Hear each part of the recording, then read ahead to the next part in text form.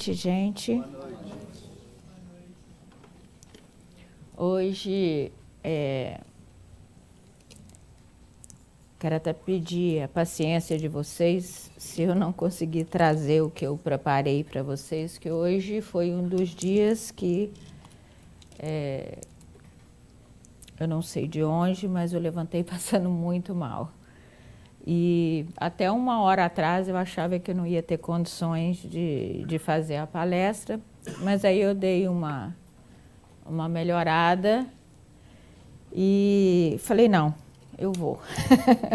Então, assim, eu não estou 100% eu hoje. E a gente até espera contar com a ajuda da espiritualidade superior nesses momentos, né? Mas eu tinha escolhido esse tema para falar sobre a parábola da figueira que secou. Existem 2 parábolas relacionadas à figueira no Evangelho, e essa é especificamente a parábola da figueira que secou.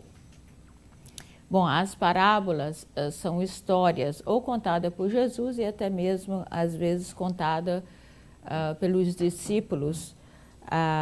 Nesse caso, dessa parábola, foi uma parábola que realmente aconteceu e ela é contada por Lucas. E é uma pequena história. Por que as parábolas são importantes?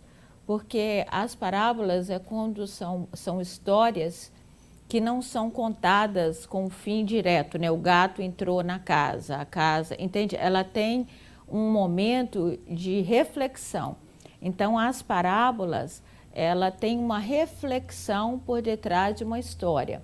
Ela tem uma mensagem, que essa mensagem precisa ser analisada e precisa ser refletida. Agora nós vamos, antes da gente começar, vamos pensar no seguinte. Imagine a importância dessas histórias. Quando a gente pensa que Jesus esteve aqui entre nós, né, há mais de 2000 anos atrás, para nós espíritas, o governador do nosso planeta. Um dos únicos seres perfeitos, né, que já pisou aqui na Terra. E então, o que os ensinamentos deles podem nos dizer é algo muito precioso.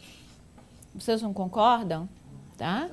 Então, um homem com essa capacidade vem, reencarna na Terra e deixa pequenas histórias para nossa reflexão. Quer dizer que essas histórias, ela têm um valor que talvez nós ainda não estejamos prestando atenção ao valor dessas histórias. O quanto de ensinamento essas histórias têm, porque Jesus veio com o propósito de nos ensinar o caminho da felicidade, não é isso? Né? Ele veio com esse propósito, olha, você quer ser feliz, né? Olhe os exemplos que eu estou te dando. Esse é o caminho da felicidade, da real felicidade. Tá? Então, só que quando você começa a interpretar alguma coisa, você pode interpretar ela no nível 1, no nível 2 ou no nível 3. E geralmente não ao pé da letra, né? Mas infelizmente tem gente que ainda interpreta as parábolas ou as passagens de Jesus ao pé da letra, né? Imagine, toda vez que eu vou falar de Jesus, eu fico imaginando que para a gente entendê-lo, nós vamos ter que entender um contexto histórico. Nós não estamos falando de um homem que veio nos deixar uma mensagem no ano de 2018. Nós estamos falando num homem que veio nos deixar uma mensagem há mais de 2000 anos atrás. Então, imagine a sociedade que vivia naquele tempo. É a primeira coisa que a gente deve levar em conta. Eram as cidades, não havia nada disso que nós temos hoje. Hoje, gente, uma pessoa, ela fala uma coisa mais ou menos bonitinha, alguém grava e coloca no Facebook, essa pessoa fica famosa. Não é? Hoje em dia as coisas são bem mais fáceis. 2000 anos atrás, neca de internet, de eletricidade, de carro, imagine. Né? Exatamente, era uma vida. Então, o que esse homem fez para conseguir que a palavra dele e que a mensagem dele chegassem a nós hoje foi algo espetacular. Não existe outra palavra para definir. Espetacular. E para você fazer uma coisa espetacular, você tem que ser espetacular. Né? E eu acho que a história de Jesus ficou muito para a gente como as histórias das Disney. Tudo muito lindo. Da Disney. Aqueles contos, sabe? Que você acha bonito, mas você não percebeu a importância da mensagem ainda, sabe? Então, hoje, eu gostaria que nós juntos pudéssemos refletir sobre essa passagem de Jesus. Vamos ver. Acho que vocês devem conhecer. Mas olha aqui, ó. Quando saíam de Betânia, ele teve fome. E vendo ao longo uma figueira, né, para ela encaminhou-se, a ver se acharia alguma coisa. Tendo-se, porém, aproximado, só achou folhas, visto não ser tempo de figos. Então disse Jesus à figueira, que ninguém coma a ti fruto algum, os que os discípulos ouviram. Então, Jesus disse para a figueira, né, que ninguém coma de ti fruto algum. No dia seguinte, ao passarem pela figueira, viram que secara até a raiz. Pedro, lembrando-se do que dissera Jesus, disse, mestre, olha como secou a figueira que tu amaldiçoastes. Jesus, tomando a palavra, lhe disse, tende fé em Deus, digo-vos em verdade que aquele que disser a essa montanha, tira-te daí e lança-te ao mar, mas sem hesitar no seu coração, crente, ao contrário, firmemente de que tudo o que houver dito acontecerá, verá que com efeito acontece. Aliás, essa específica está em Marcos. Mas em Lucas tem também. Então, vamos lá. Eu vou pedir para vocês conversarem com a pessoa aí do lado, 5 minutos. O que vocês acham que Jesus quis dizer com isso aí? Vamos pensar. Gente, pensa. Uhum.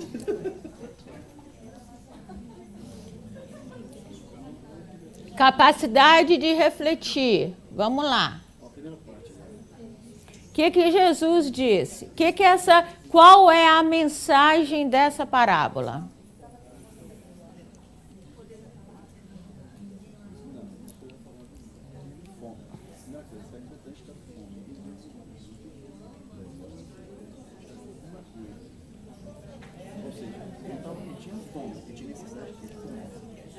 Ele viu, mas a figueira não podia dar nada para ele. Se ela não podia dar nada.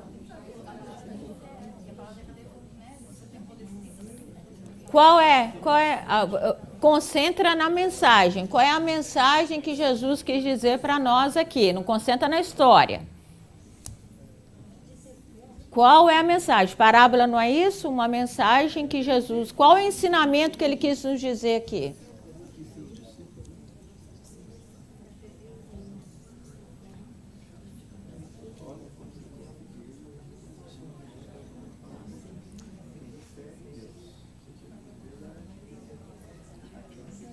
Jesus quis mostrar pra gente uma mensagem perfeita. Fala com ele.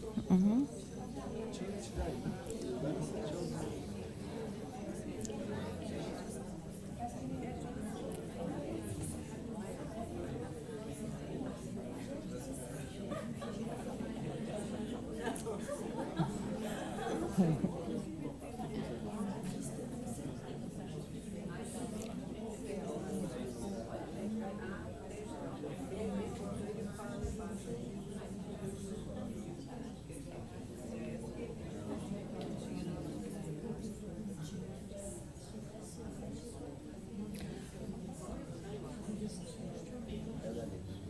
Ok, gente.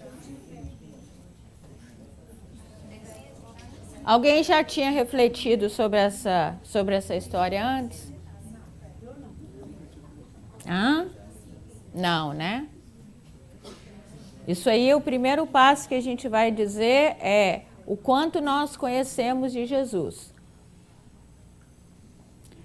Né? Se a gente nunca parou para refletir sobre isso, uma das mensagens de Jesus significa que ainda nós precisamos conhecê-lo. E nada contra todo mundo que quer ler todos os livros que estão aí. Mas eu simplesmente aconselho vocês a lerem o Evangelho, né? Comece pelas bases, tá bom? Porque eu posso até querer ler um livro que saiu agora, mas eu vou ter que primeiro ter lido e conhecido as obras básicas, tá? A interpretação dessa parábola está no Evangelho segundo o Espiritismo, tá bom? Ela está lá. Por isso que todos nós poderíamos já ter refletido sobre isso. A primeira coisa que os Espíritos nos dizem é o seguinte: o que significa, tá? Qual é o significado da figueira que secou?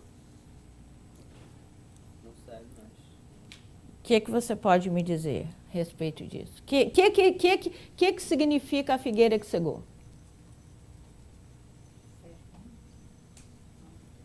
Jesus quis dar uma interpretação para isso. Ele colocou ali, estava ali uma árvore, gente, então tá, vamos começar do beabá aqui. Estava ali uma árvore, e olha que era fora da época de dar figo. Era fora da época de dar figo. Né? Então, obviamente, não ia ter figo ali naquela coisa. E Jesus aproveitou a situação para nos trazer uma mensagem. Não é isso? Tá? Então, a primeira coisa que ele trouxe, que foi uma coisa alegórica para a gente pensar, é o que seria essa figueira, o que representa essa figueira que secou. Tá? E o que representa essa figueira que secou? Alguém sabe? Seria a árvore que não está dando mais frutos, né? Ok, mas o que ele quis dizer com isso? É a árvore que não está dando mais fruto. O primeiro detalhe ali, ó, ele fala, quando eles saíram de Betânia, ele teve fome, Uhum. né? Ou seja, você tem fome, você busca alguma coisa, um alimento. Não, eu entendi isso. Eu quero saber o que a figueira representa. Eu acho que somos nós. O amor à E família. Se a gente não estiver sempre pronto, com frutos bons, Uhum. um dia que, ou qualidades crísticas, um dia Jesus pode buscar por nós, e nós podemos estar igual essa figueira, e vai ser pior, vai ficar sempre. Ok, vamos lá. Segundo os Espíritos, vamos lá, a interpretação. A figueira que secou é o símbolo dos que apenas aparentam propensão para o bem, mas que em realidade nada de bom produzem. Tá? É só show off. Então, eu peguei essa imagem aqui, tá? Que é a gente no Facebook, né? Ou no Instagram, no WhatsApp, né? Porque geralmente na nossa vida nós temos a hora do trabalho, né? Mas nós deixamos de fazer muita coisa quando a gente chega em casa, ou quando a gente acorda, ou nos momentos que nós temos livres. Geralmente na atualidade nós estamos assim, ó. Entendeu? Relacionados apenas ou ao celular ou coisas mais ou menos inúteis, tá? Eu não vou chegar ao todo, não, mas mais ou menos inúteis, né? Então, a primeira coisa que nós temos que nos analisar é se por um acaso nós somos esse símbolo, tá? Que é a figueira que o quê? Nós aparentemos propensão para o bem. Senão nós não estaríamos aqui, não é verdade? Então não tem ninguém aqui que necessariamente deseja o mal, que quer o mal. Todo mundo que está aqui quer acertar, não é verdade? Nós estamos aqui querendo acertar, fazer o bem, né? Não sei se a gente está fazendo ainda, mas pelo menos a gente tenta, né? Está começando a pensar nisso. Exatamente isso que Jesus está falando com a gente. Essa mensagem é para nós, que já temos a propensão do bem, tá? Mas nós não estamos produzindo nada de bom. Então, Jesus chama, né, a nossa atenção a todos aqueles que já têm a propensão do bem, mas não estão produzindo nada de bom. Tá? Essa parábola é bem atual, né, gente? Vamos lá. Olha o que os Espíritos nos dizem dessa parábola. O que mais que ele está falando? Dos oradores que mais brilho têm do que solidez. E cujas palavras trazem superficial verniz,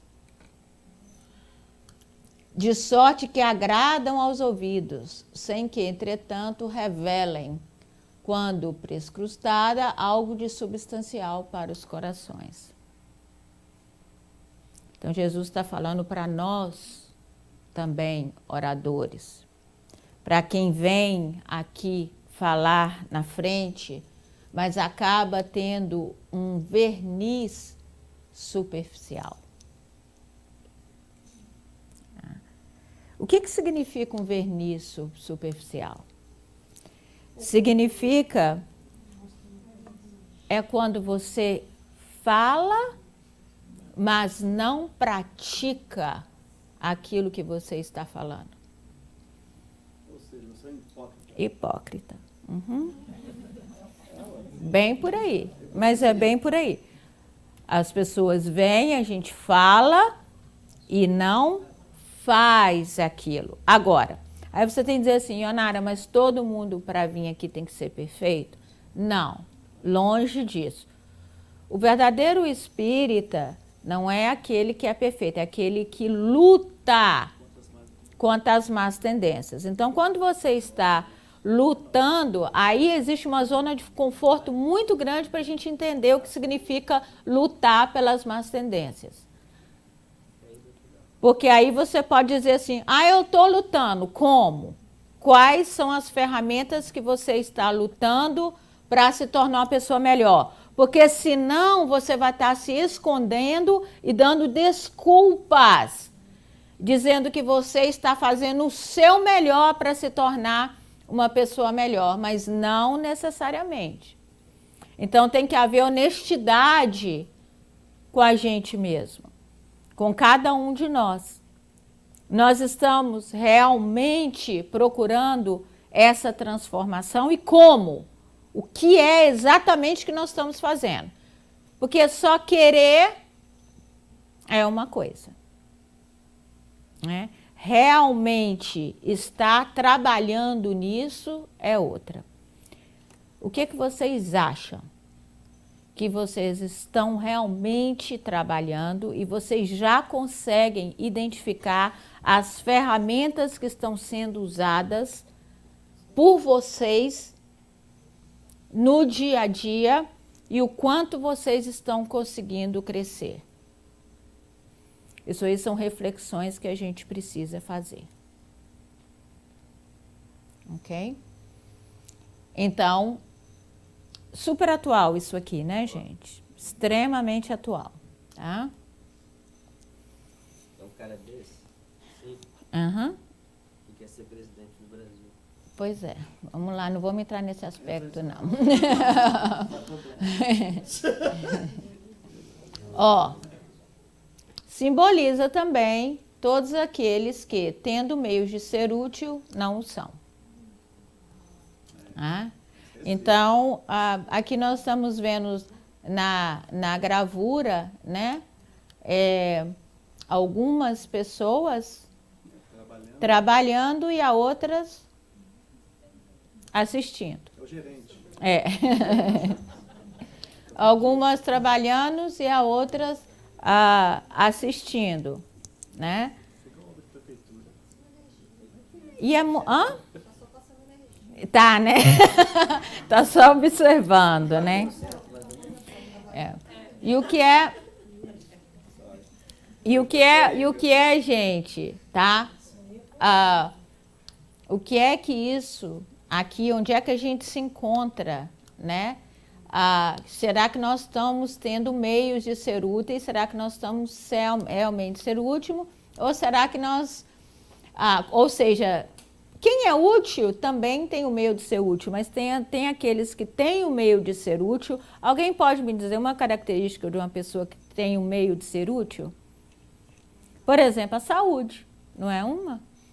Né? Você tem saúde, você pode ser útil. Em qualquer lugar que você for, você pode ser útil tendo a saúde, por exemplo. Não é?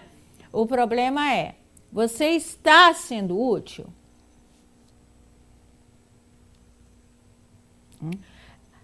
Aí nós podemos trazer isso para o trabalho, para a casa espírita, dentro do ambiente da família, em todos os lugares. Não é só aqui na casa espírita. No trabalho também normal, você pode ser útil dentro do seu trabalho, não apenas fazendo aquilo que você é pago para fazer, mas existe outros tipos de comportamento que você pode ter para ser útil. Às vezes até evitando a briga de dois colegas, tentando apaziguar as coisas dentro do seu ambiente, você está sendo útil. Agora, se você está fazendo fofoca no trabalho, se você está falando um do outro, se você está sendo útil? Não. A gente tem mania, a gente precisa realmente interpretar as coisas da vida. Está tudo muito na superficialidade. Porque se a gente acha que nós estamos sendo úteis porque a gente só trabalha na casa espírita, é uma forma de ser útil. Mas nós precisamos ser útil em todas as áreas da nossa vida. Não é só aqui, na casa espírita. Você pode ser útil no trânsito. Que muita gente tem muita dificuldade, mas você pode ter utilidade no trânsito. Só não dirigindo é o rei. Pois é. E aí você vê em outras coisas da vida, porque nós estamos perdendo a oportunidade da nossa vida, gente. Essa reencarnação vale ouro. Talvez as pessoas deixaram de pensar que as outras têm necessidade porque a vida está mais fácil, entre aspas. Exato. O materialismo trouxe mais facilidades, então, todo mundo tem carro, todo mundo tem casa, Uhum. precisa. Exato. E aí você começa, talvez aquela pessoa, você não precisa ser útil nas coisas materiais, como de repente no Brasil ou em outros países de terceiro mundo você vai precisar. Mas você pode ser útil de outras formas. Tá? Isso, e quais são as horas que nós estamos sendo inúteis? O que é o pior? Além de não ser útil, tem hora que a gente atrapalha. Aí Jesus pede, vão ser útil, gente. E aí a gente não é útil e atrapalha.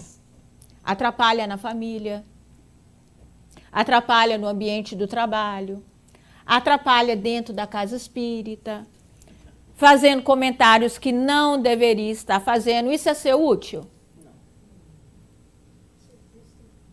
Né?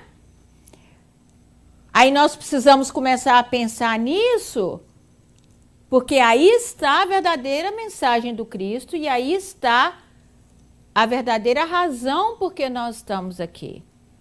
Então a gente tem que parar de pegar a coisa numa forma maior e começar a trazer essas coisas para pequenez do dia a dia. Quando nós trazemos para pequenez do dia a dia, aí você vai ver o quanto ainda nós estamos sendo inúteis. E o quanto ainda nós, às vezes, atrapalhamos em vez de ajudar. Se a gente olhar do lado grande, a gente vai achar que está tudo maravilhoso, porque eu tenho um coração bom. Porque eu tenho um coração propenso ao bem.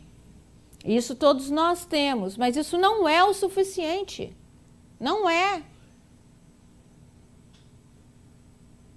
Porque se nós realmente queremos ser cristãos, nós teremos que ter um comportamento completamente diferente do que a grande maioria das pessoas tem. É da pessoa chegar assim e falar assim, uau, Marcelo, quem é você? Eu sou um verdadeiro seguidor do Cristo. Porque aquele que realmente ele stand out em qualquer situação que ele tiver. Ele faz a diferença em qualquer lugar que ele estiver. Ou que ela estiver. Aí nós estamos devemos pensar nisso, estamos sendo úteis ou às vezes que nós estamos atrapalhando. E reconhecer isso, gente, que o pior de tudo é você não reconhecer. Eu acho que a gente tem que estar atento a todo momento a gente tem os sinais, né? Uhum. Eu tô lendo um livro que eu achei muito interessante, que me chamou a atenção e eu me apontei o dedo para mim, assim, que é da gente escutar. Quando a gente é procurado, alguém te procura porque quer ser escutado, e você, ao invés de escutar, você quer dar o seu pitaco na vida da pessoa e você não deixa a pessoa falar. Você não deixa a pessoa falar, a gente tem todas as soluções, né? Para o problema do outro, quer dar um conselho, né? Ou fica curioso. Ou então a pessoa começa a contar um problema, a gente acha que é competição de problema, aí a gente tem que contar o nosso, né? Aí a pessoa vem, mas aí você não sabe o que aconteceu comigo, nem te conto, né? Isso aí são todas coisas. Exato. Isso aí são todas oportunidades que nós poderíamos estar sendo útil e a gente não é. Mas eu acho interessante que a gente esteja atento para esses alertas que a gente recebe, esses inputs a todo momento. Olha, a felicidade está nas mínimas coisas. Porque o crescimento também está nas mínimas coisas. Você não vai conseguir de uma hora para outra, a pessoa chega e fala assim, como que eu vou conseguir perdoar um erro gravíssimo de alguém, tá? Por exemplo, ou o assassinato de um filho, ou coisa que todos nós estamos sujeitos a passar nessa vida. Como é que eu vou conseguir chegar nisso se eu não consigo perdoar a pessoa que está do meu lado, ou algum colega na casa espírita, pelo mínimo que ele fez, ou que ela fez? Entendeu o que eu estou falando? Não adianta a gente querer esperar uma grande oportunidade do perdão se nós não exercemos o perdão no nosso dia a dia, se a gente guarda mágoas por coisas tão pequenas. Aí, como que nós vamos crescer? Não tem jeito. Não tem jeito. Ou a gente começa a prestar atenção nas coisas pequenas, tá? E a gente larga um pouco, porque dentro fazendo as coisas pequenas, nós chegaremos às grandes. Mas não adianta, porque se eu quiser fazer a grande, eu vou ser hipócrita. É aí o grande problema da hipocrisia. Eu quero fazer grandes coisas quando eu não consigo fazer pequenas coisas. Aí eu quero o quê? Eu quero fazer palestras, eu quero aparecer, eu quero estar lá em cima. Mas eu não construo esse caminho com as pequenas coisas. Impossível. Impossível. E ele continua o seguinte: o que a mais das vezes falta é a verdadeira fé. A fé produtiva, a fé que abala as fibras dos corações, a fé que, numa palavra, transporta a montanha. Desculpa aqui que faltou ali um pedacinho. Ah, que tá em branco embaixo aí. É. Olha que interessante, gente. Como que Jesus saiu de uma figueira seca para falar de fé? Como é que vocês ligam uma coisa com a outra? Quem conseguiu fazer isso? Hã? Tô rindo porque nós estávamos perguntando isso. Como é que Exatamente, porque como que ele saiu de uma figueira seca e depois começou a falar da fé que transporta montanhas? Como que ele conseguiu fazer isso? Aonde que está o gap entre um e outro? Alguém sabe? Não? Eu acho que no momento que ele fala que ninguém coma de ti fruto, se você fala alguma coisa assim com fé, você faz acontecer, eu acredito que seja por aí. Ok, então olha aqui, nessa passagem aqui, nós temos aqui uma prova do magnetismo, né? Primeiro, né? Que Jesus disse que ninguém coma do teu fruto algum, e os discípulos ouviram. Então, isso aqui está falando da fé, mas que ele usou o magnetismo para causar um efeito contrário. Né? Então, a primeira coisa que nós temos que ver é o seguinte, que essas pragas de mãe, né? Essas coisas que a gente fala, tem uma certa força. Tá? As coisas que a gente fala na hora da raiva, ai que ódio, queria que fulano isso, queria que Beltrano aquilo, queria que acontecesse isso tudo tem uma força. Isso tudo tem uma força.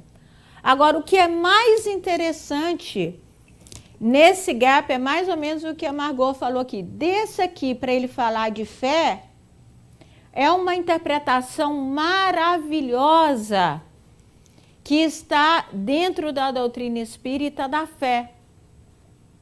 Porque as outras religiões, na grande maioria das vezes, interpretam a fé como que você tem que ter fé em Deus. Não é assim? Ter fé em Jesus. Aqui, ele está dizendo exatamente o que o Evangelho do Segundo Espiritismo diz, que a fé é humana e divina. Você pode transportar. Humana e divina. Ou seja, o que é a fé humana? É você acreditar no seu potencial, naquilo que você pode fazer e que você pode realizar coisas maravilhosas no mundo, ao invés de ficar assim.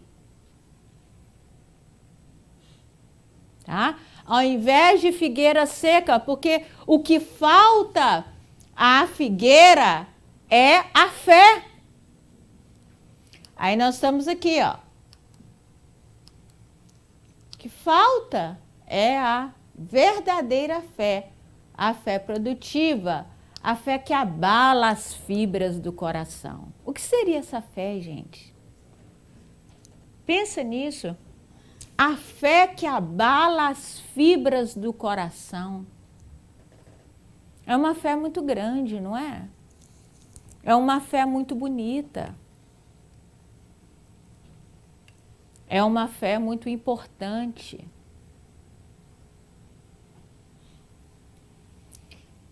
E quando a gente fala de fé, as pessoas estão achando que quando Jesus está falando apenas de fé, eles estão achando que nós estamos falando apenas da fé que nós temos que ter em Deus.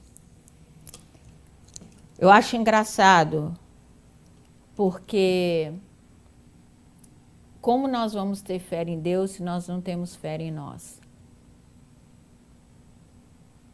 É uma coisa, porque muita gente acha que tem muita fé. É difícil chegar com uma pessoa e falar assim, a pessoa conseguir falar assim, ó, eu tenho um problema, eu não tenho fé. A grande maioria das pessoas que estão relacionadas a algum tipo de religião ou de religiosidade, elas acham que ela tem fé. Qual é o problema em você achar que você tem fé? Hã? Que você nunca vai conquistar algo que você acha que você já tem. Então, a primeira coisa que você tem que fazer é entender que você não tem fé. Ou se tem, ainda tem muito mais a conquistar dessa fé do que você acha que você tem.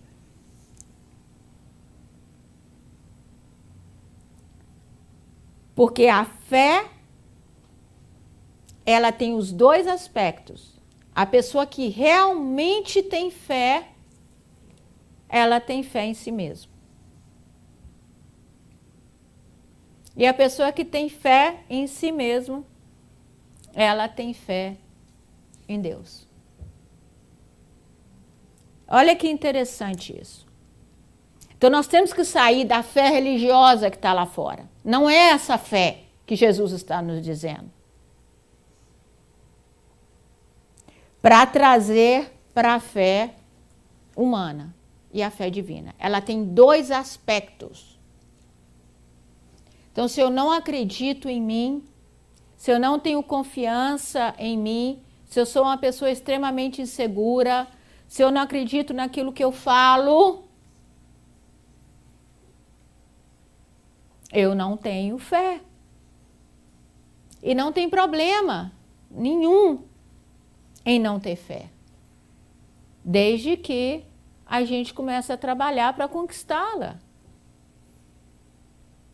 Tá bom? São árvores cobertas de folhas, porém, baldas de fruto. A gente tem que analisar se a gente está assim ou se a gente está assim, ó. Isso aqui é quando você consegue ter fé e quando você consegue ser útil, quando você consegue entender do seu papel na vida. O que as outras religiões falam conosco? Ah, você tem um problema, você coloca na mão de Deus. Gente, não coloque na mão dele, porque não vai resolver. Não vai. O problema é que a gente passa para o espiritismo e consegue ficar com conceitos que não são espíritas. São conceitos arcaicos de outra religião. Pega e bota tudo na mão de Deus. Deus não vai resolver seus problemas. Quem vai ter que resolver? Você. Repasse para 20 pessoas. Repasse para 50 pessoas. Isso que uma graça vai ter na sua vida. Exatamente. Joga para Deus. Aí exatamente, a gente cria o problema e fala, Deus, resolve aí para mim esse problema, por favor. Eu não tenho tempo. Tá, porque eu tô aqui no Facebook ocupado, no Instagram, tem que fazer uma live aqui no Instagram, tô muito ocupada. Então, o senhor, por favor, resolve aí não é fácil. Né? É fácil a gente querer que Deus resolve os problemas para a gente. Mas qual que é o problema disso? Você está vendo esses frutos aqui? É que o dia que a gente pensar assim, nós não vamos dar frutos. Porque o dia que você pensar assim, eu posso fazer muito por esse mundo. Eu posso fazer muito pelo próximo. Eu posso fazer muito por mim. Você começa a dar frutos. Se você acha que o trabalho é de Deus, de conquistar a paz aqui nesse mundo, esse mundo nunca vai ter paz.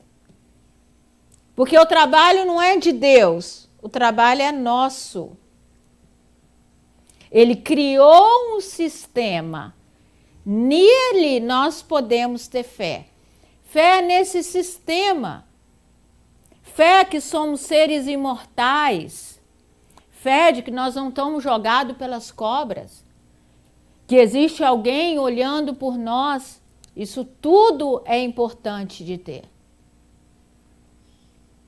Agora, você ter fé que você vai pegar seu problema e jogar na mão de Deus para ele resolver, é outra fé. Ainda espera. Senta e espera. É outra fé. Aí você começa a perguntar assim, por que as pessoas estão perdendo a fé? Porque a interpretação da fé está Nas atitudes, né? Está errada. As pessoas estão esperando uma coisa que não vai acontecer. Que não vai acontecer. Aí eu tenho fé que Deus vai resolver meus problemas. Aí Deus não resolve, qual é a primeira coisa que eu perco? A fé. Por isso é que Kardec fala da fé raciocinada. A fé do Espiritismo é a fé raciocinada. Porque você conhece o sistema, você sabe como funciona, pelo menos tem uma noção maior, mas você sabe que o trabalho é seu. Se você viesse aqui para Deus resolver todos os seus problemas, não haveria sentido a gente estar aqui. Não é? Dentro da reencarnação, porque os problemas é que nos ensinam. Cada situação da vida, cada problema traz um aprendizado. A gente já falou disso aqui. Em cada situação que nós caracterizamos como problema, ali tem um aprendizado. Então, a fé, a verdadeira fé, quando você consegue entendê-la, você começa a gerar frutos, porque você começa a perceber que aquele irmão que está chorando é responsabilidade sua. Aquela pessoa que está sofrendo é responsabilidade sua. Porque somos todos irmãos. E nós estamos aqui para nos ajudar uns aos outros. Nós não estamos aqui para viver uma vida 100% material. E sem nos importar com ninguém. Porque o progresso da Terra, ele depende de nós. Então, aquele irmão que chora e que quer ser ouvido, você abraça. Porque você se importa com ele. Porque você sabe que você precisa produzir frutos. Você não quer ser a figueira seca. Olhe quantos frutos cabem nessa figueira. Só aqui, olhe quantos frutos cabem. Não adianta a gente plantar o fruto só aqui não, ó. A gente tem que plantar na árvore inteira. Para isso nós temos oportunidades todos os dias, todos os dias. Olha essa figura. Que todos os homens deliberadamente inúteis, por não terem posto em ação os recursos que traziam consigo, serão tratados como a figueira que secou. A Lu falou isso no princípio, né? É isso. Tá? Então, a figueira que secou, o sinal da figueira que secou, é esse vazio aqui, ó. É um emptiness. Porque quando a gente passa a viver a vida e não ser útil, tá? A gente acaba se sentindo assim, ó. Com um vazio muito grande. Sabe qual que é o nosso problema? É que nós estamos interpretando a vida e a felicidade alheia com os bens materiais. Então a gente acha assim, ó, fulano é bem sucedido. Como é que você sabe? Pelas fotos do Instagram e do Facebook. Ele dirige um carro, né? maravilhoso. Ele dirige um carro maravilhoso. Aí tá assim, fulano é happy. Fulano é happy, e a gente tem que tomar muito cuidado com isso. Fulano é muito happy, porque ele está lá com uma foto no Facebook, está dirigindo o carro tal, está com a família que um é médico, o outro é engenheiro, o outro é engenheiro da NASA. Então, aí nós estamos avaliando as pessoas dessa forma. Entendeu? E a gente acha que as pessoas estão felizes. E eu não vou mentir para vocês. Existem uns certos anos que você consegue ser feliz assim. Mas depois, algo extraordinário começa a acontecer. Tá faltando algo, né? A sua consciência começa a te cobrar.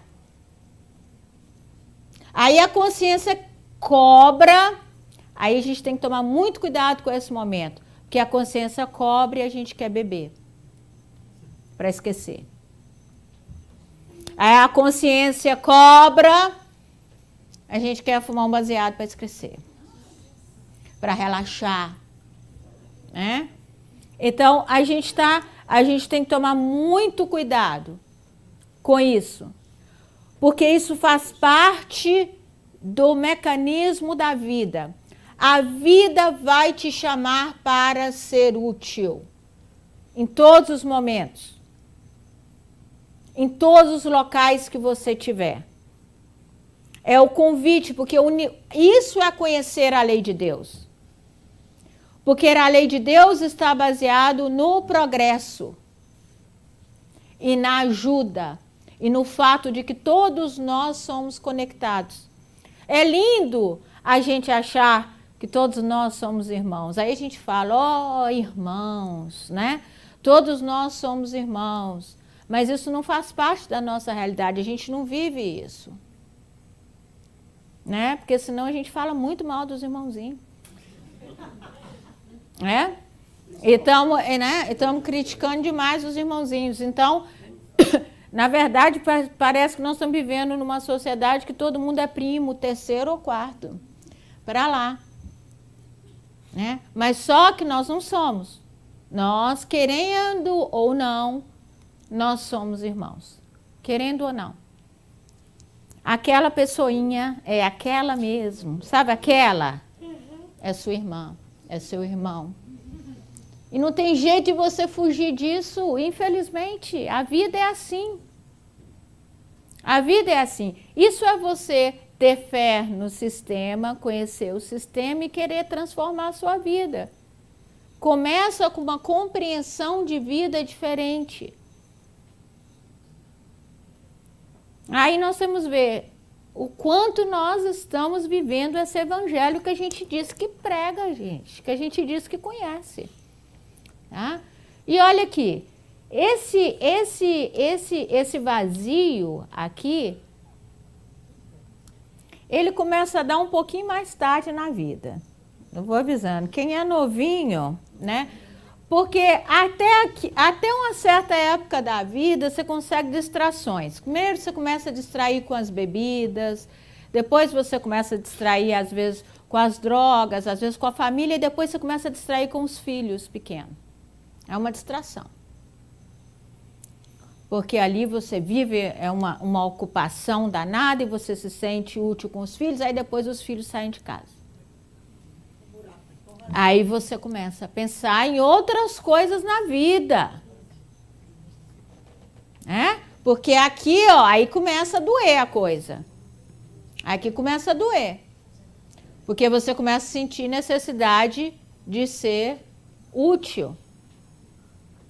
Então a pessoa pode estar lá com um carro, no Instagram, viajando para o mundo inteiro. Chega uma hora que ele vai precisar ser útil. Aí você começa a entender assim, gente, mas por que as pessoas se matam? Pelo vazio. Esse vazio aqui, tem uma grande responsabilidade por isso. Esse vazio aqui explica muita coisa. Aí você vai começar a perceber que às vezes as pessoas que se matam são as pessoas que têm as melhores condições, né? Aquilo que a gente mais almeja nas pessoas, às vezes fama, dinheiro. Artista de cinema mesmo. ou qualquer outra coisa, a gente acha que tudo aquilo vai ter felicidade, mas uma das coisas que vai nos trazer é nós sermos úteis, ok? Uma das. E nós precisamos pensar nisso.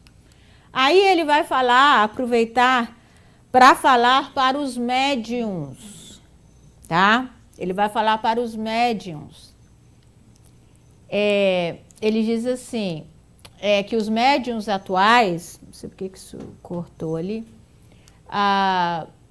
de renovação social, cabe-lhes uma missão especialíssima. São árvores destinadas a fornecer alimento espiritual aos seus irmãos. Isso aí é uma fala de Emmanuel, não é? Não, isso tudo que eu estou trazendo é Evangelho segundo o Espiritismo. Isso aqui é todo o capítulo dele explicando essa parábola. Frase por frase. Não tem nada meu aqui ou de outra pessoa. Então ele começa a dizer isso, forneceu alimento espiritual a seus irmãos. O que seria isso, gente? Apoio, não? Forneceu alimento espiritual ao seu irmão. Multiplicam-se em números, quer dizer, tem mais médiuns nascendo, não tem muito mais médiuns do que a gente pode imaginar, para que abunde o alimento. Então, o médium, ele tem a sua missão. Tá? Há por todas as partes, em todos os países, em todas as classes da sociedade, entre os ricos e entre os pobres, entre os grandes e os pequenos, a fim de que nenhum ponto falte e a fim de ficar demonstrado aos homens que todos são chamados. Todos. Se, porém, eles desviam do objetivo providencial a preciosa faculdade que lhes foi concedida. Se a empregam em coisas fúteis ou prejudiciais, se opõem a serviço dos interesses mundanos, se em vez de frutos sazonados dão maus frutos, se recusam a utilizá-los em benefício dos outros, se nenhum proveito tiram dela para si mesmo, melhorando-se, são quais figueira estéril.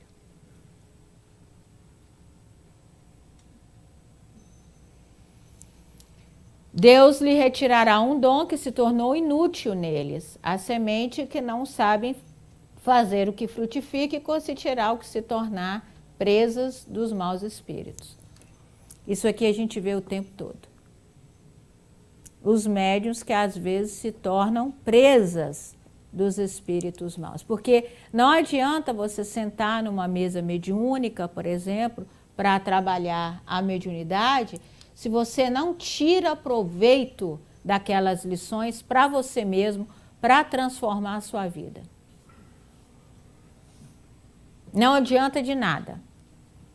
Aí você vê, às vezes, completas mesas mediúnicas, completo entregues à espiritualidade inferior. Claro! Pois as pessoas que estão ali estão brincando. As pessoas não estão se melhorando, não estão se transformando. Muito pelo contrário. Estão jogando veneno para tudo quanto é hora, para tudo quanto é lado. Isso é o que acontece, gente. Está aqui, ó. É uma responsabilidade com a mediunidade muito grande. Ela é inspiração divina. Gente, por que isso ficou assim? A fé desperta todos os instintos nobres que encaminham o homem para o bem. É a base da regeneração. Preciso é, pois, que essa base seja forte e durável. Porquanto, se a mais ligeira... Isso aqui que é interessante a gente ver se a gente tem fé mesmo. Se a mais ligeira dúvida a abalar, que será do edifício que sobre ela construirdes? Levantai, consequentemente, esse edifício sobre alicerces inamovíveis. Seja mais forte a vossa fé do que o sofisma e a zombaria dos incrédulos, visto que a fé que não afronta o ridículo do homem não é fé verdadeira. Igual aquela semente tá? A primeira coisa que nós vamos tirar daqui é o seguinte: será que a gente tem fé mesmo? Como é que a gente pode dizer que tem fé se a gente tem tanto medo? Se qualquer coisinha que acontece na nossa vida, a gente entra em desespero. Uai. Isso é importante a gente reconhecer que não tem fé.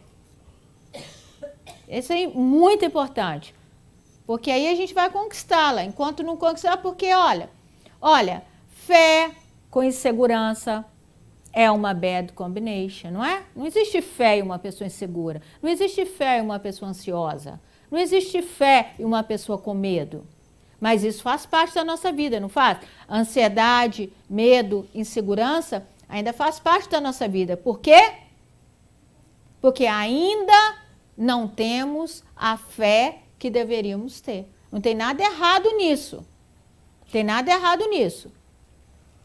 Porque a fé, ela vai ser construída sobre alicerces inamovíveis.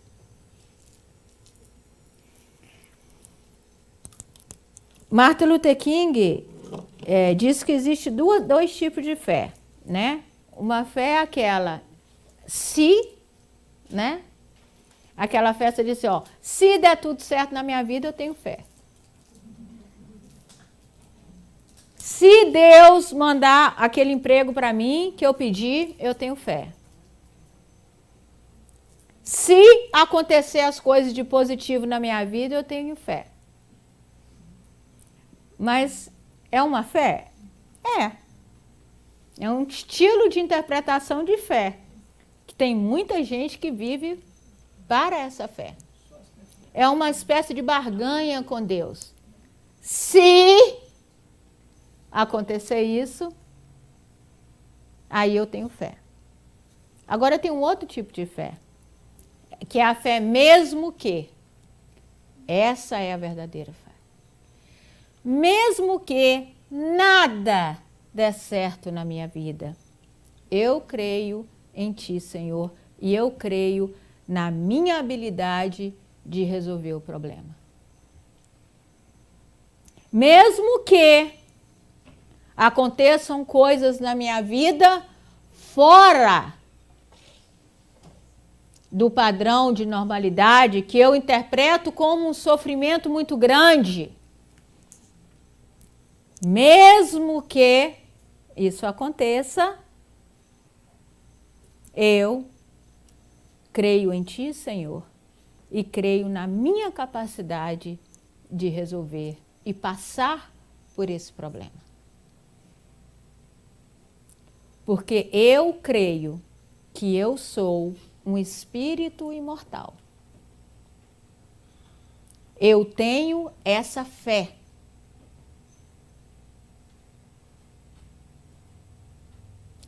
Quando nós temos essa fé, aí a gente passa a ter a verdadeira fé. A verdadeira fé é a mesmo que. Não vamos tentar barganha com Deus. Porque os grandes servidores do Cristo, os grandes, passaram. Quem viu o filme Paul, o apóstolo? Né? Maravilhoso. Quem não viu, vai ver. Tá no cinema ainda? Está no cinema ainda, mas eu acho que aqui só em Sunrise. Não, tem em Pâmpano, ali no Múvico. É? Bom, eu só vi no Sunrise, que eu acho que parou essa semana de passar lá. Não está passando lá mais. Então, o que eu quero dizer para vocês é o seguinte: a fé que Paulo teve e a fé que ele teve, mesmo na hora que foi cortado a cabeça dele. Uma das cenas mais lindas que eu já vi. Ele com calma. Porque os cristãos daquela época, gente, não era bonzinho, não era coisinha igual a gente aqui não, de ganhar uma crítica ali, outra ali, não. Eles eram jogados pela fogueira. E os cristãos sendo jogados e comidos pelas feras e cantando. Isso é fé, gente. Isso é fé. É a certeza de que tem algo muito maior do que nós. E a certeza que nós, como espírito imortal, temos a missão de construir um mundo melhor aqui nessa terra. Isso é fé. Tá? Então, que hoje, a partir de hoje, a gente consiga ir construindo a fé em nossas vidas. Porque essa fé que ele fala de abalar a fibra dos corações, nenhum de nós aqui ainda tem. E para chegar lá, nós vamos ter que trabalhar. Que Jesus nos abençoe.